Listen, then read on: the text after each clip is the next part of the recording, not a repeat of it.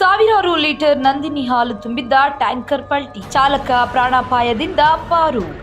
ತಾಲೂಕಿನ ಸಿದ್ದರಬೆಟ್ಟ ರಸ್ತೆ ಮಾರ್ಗದಲ್ಲಿರುವ ಅರಣ್ಯ ಇಲಾಖೆಯ ತಿರುವು ಬಳಿ ನಂದಿನಿ ಹಾಲು ತುಂಬಿದ್ದ ಟ್ಯಾಂಕರ್ ಪಲ್ಟಿಯಾಗಿರುವ ಘಟನೆ ಇಂದು ಸಂಭವಿಸಿದೆ.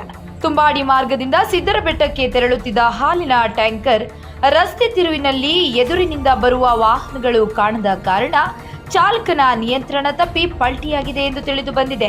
ಘಟನೆಯ ಪರಿಣಾಮ ಟ್ಯಾಂಕರ್ನಲ್ಲಿ ಸಾಗಿಸಲಾಗುತ್ತಿದ್ದ ಸಾವಿರಾರು ಲೀಟರ್ ಹಾಲು ರಸ್ತೆ ಬದಿಯ ಮಣ್ಣಿನಲ್ಲಿ ಹರಿದು ವ್ಯರ್ಥವಾಗಿದೆ. ಅದೃಷ್ಟವಶಾತ್ ಚಾಲಕ ಪ್ರಾಣಾಪಾಯದಿಂದ ಪಾರಾಗಿದ್ದು ಸಣ್ಣ ಪುಟ್ಟ ಗಾಯಗಳೊಂದಿಗೆ ಸುರಕ್ಷಿತವಾಗಿದ್ದಾರೆ. ಟ್ಯಾಂಕರ್ ರಸ್ತೆಯ ಮಧ್ಯಭಾಗದಲ್ಲಿ ಪಲ್ಟಿಯಾಗಿದ್ದರಿಂದ ಹಲವು ಗಂಟೆಗಳ ಕಾಲ ಭಾರೀ ವಾಹನಗಳ ಸಂಚಾರಕ್ಕೆ ಅಡಚಣೆ ಉಂಟಾಗಿ ವಾಹನ ಸವಾರರು ಪರದಾಡುವಂತಾಯಿತು.